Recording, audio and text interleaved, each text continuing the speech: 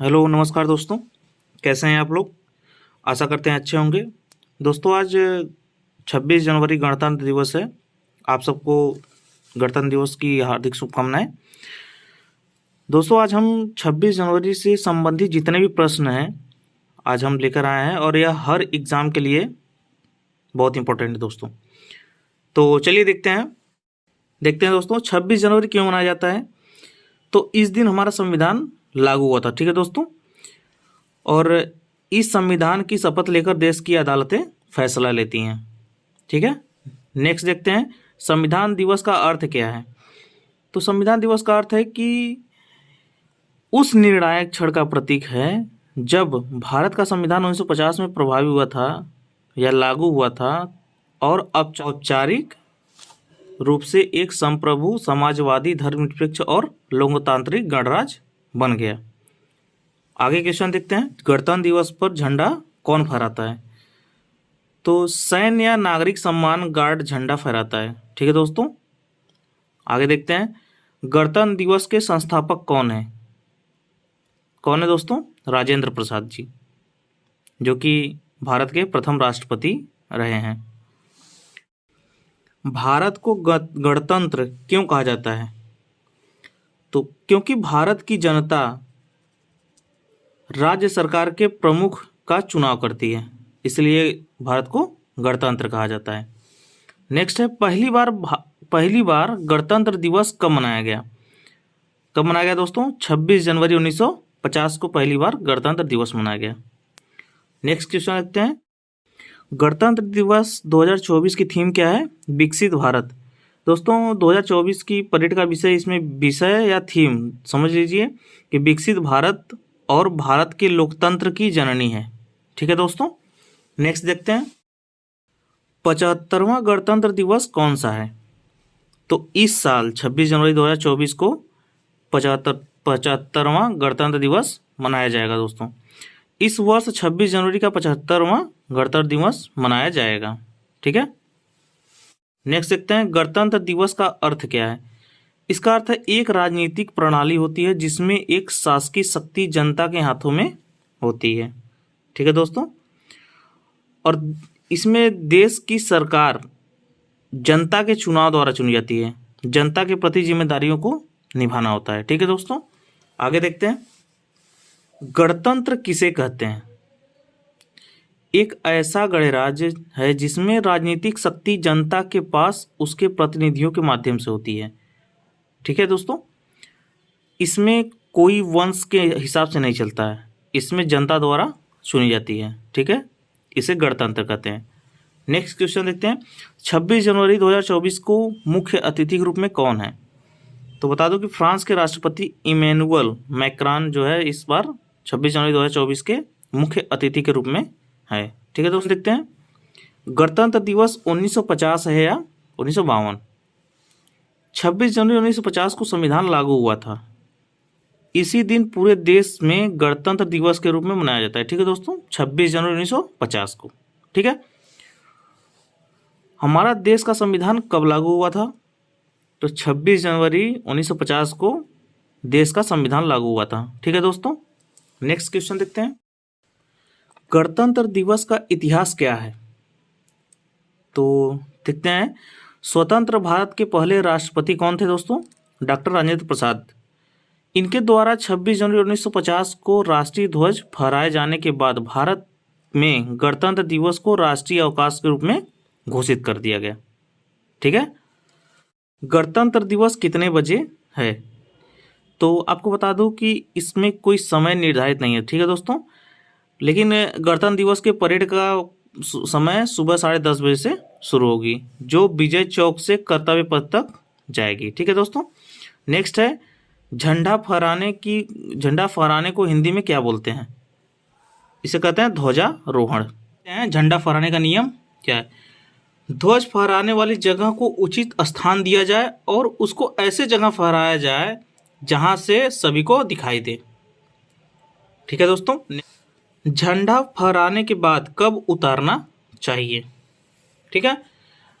तो फटा हुआ या गंदा तिरंगा कभी न फहराएं, और अगर फहराने के बाद भी फट जाए तो इसे उतार लेना चाहिए। तिरंगे को हमेशा पूरे आदर और जोश के साथ फहराया जाता है और उतारते समय धीरे धीरे उसको उतारा जाता है। ठीक है, आगे देखते हैं। विश्व का पहला गणतंत्र देश कौन सा है दोस्तों? तो इंग्लैंड का राष्ट्रमंडल जो कि विश्व का पहला गणतंत्र देश है, जिसे बाद में प्रोटेक्टरेट के नाम से भी जाना गया।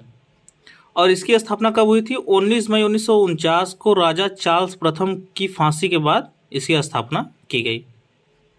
आगे देखते हैं, गणतंत्र के 3 प्रकार कौन से हैं? तो बता दें कि संवैधानिक गणराज्य, संसदीय गणराज्य, राष्ट्रपति गणराज्य, संघीय गणराज्य, ईश्वरीय गणराज्य। यह है गणतंत्र के प्रकार। 26 नवंबर 1949 और 26 जनवरी 1950 में क्या अंतर है? तो 26 नवंबर 1949 को संविधान सभा ने भारत के संविधान को अपनाया और 26 जनवरी 1950 को संविधान लागू किया गया। ठीक है, नेक्स्ट क्वेश्चन देखते हैं। 1947 से पहले का क्या नाम था? तो अपने भारत का 1947 से पहले क्या नाम था? हिंदुस्तान, भारत और इंडिया। भारतीय संविधान 26 जनवरी 1950 को ही क्यों लागू हुआ? इसके पीछे भी तो कोई कारण होगा ना दोस्तों।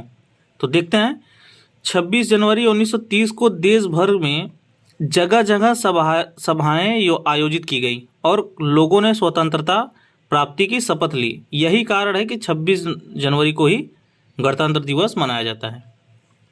आगे क्वेश्चन देखते हैं, गणतंत्र दिवस पर क्या बोलना चाहिए? आज हमें देश को आज़ाद कराने वाले स्वतंत्रता सेनानियों और संविधान बनाने वाले महापुरुषों को नमन करना चाहिए।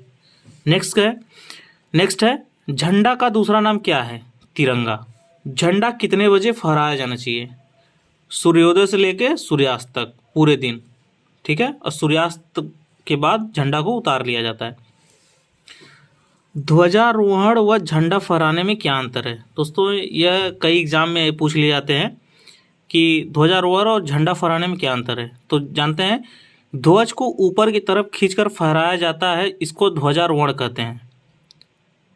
और गणतंत्र दिवस पर राष्ट्रीय ध्वज को ऊपर बांधा रहता है, उसको खोलकर फहराते हैं, इसे फहराना कहते हैं। ठीक है दोस्तों, नेक्स्ट क्वेश्चन देखते हैं। तिरंगे के 3 रंग का मतलब क्या है? तो आपको बता दूं, केसरिया रंग देश की शक्ति और साहस का प्रतीक है।